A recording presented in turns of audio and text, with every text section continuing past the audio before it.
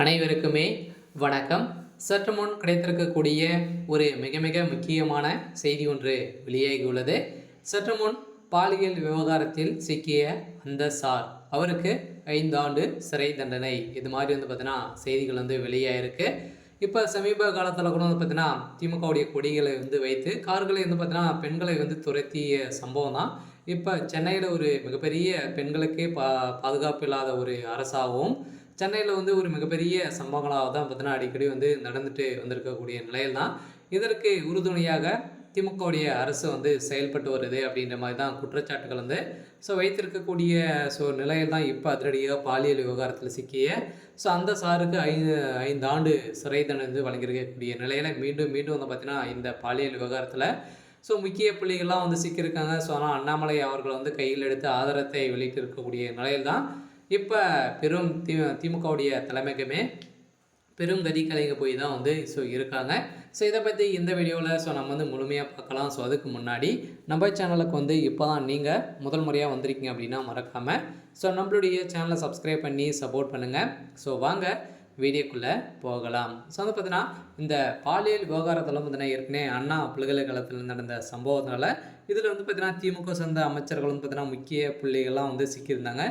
இதன் அடிப்படையில் அதை தொடர்ந்து இப்போ திமுகவுடைய கொடிகளை வைத்து கார்களை துரத்திய சம்பவத்தினால பார்த்தீங்கன்னா இதில் அந்த சாருடைய நண்பர்கள் தான் அப்படின்ற மாதிரி இப்போ விசாரணை தெரிய வந்திருக்கக்கூடிய நிலையில் தான் இப்போ உதயநிதிக்கு ஒரு மிகப்பெரிய இடியாக தான் விழுந்திருக்கு. அதனால் நேற்று முன்தினம் பார்த்தீங்கன்னா சென்னை கிழக்கு கடற்கரையில் பெண்களை துரத்தியதாக புகார் ஆளான இளைஞர்களை பார்த்தீங்கன்னா பிடிக்க 5 தனிப்படை ஆரம்பித்து அவங்கள பார்த்தீங்கன்னா பிடித்திருந்த நிலையில் பெண்கள் புகார் அளித்திருந்த நிலையில் இப்போ அதிரடியாக இவர்கள் அனைவருமே உதயநிதியுடைய நண்பர்கள் தான், கார் ஓட்டியது அனைவருமே உதயநிதியுடைய நண்பர்கள் தான் அப்படின்ற மாதிரி செய்தி வெளியாகி வருகின்ற நிலையில் தான் இப்போ அதிரடியாக திமுகவுக்கு மீண்டும் மீண்டும் ஒரு மிகப்பெரிய சிக்கல் தான் சிக்கியிருக்காங்க. அதெல்லாம் மீண்டும் பார்த்தீங்கன்னா இதில் அமைச்சர் துரைமுருகன் அவர்களும் இதில் சிக்கியிருக்காரு அப்படின்ற மாதிரி தான் அண்ணாமலை அவர்களும் பார்த்தோன்னா இப்போ ஆதாரத்தோடு வெளியிட்டு இருக்கக்கூடிய நிலையில் தான் எந்த ஆதாரம் இப்போ திமுகவே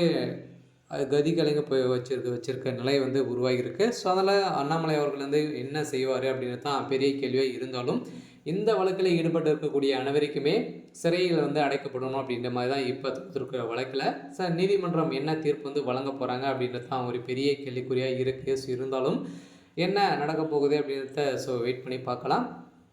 நீங்கள் இது மாதிரி செய்திகளை தெரிஞ்சுக்கணும் அப்படின்னா மறக்காமல் நம்மளுடைய சேனலை சப்ஸ்கிரைப் பண்ணி சப்போர்ட் பண்ணுங்கள்.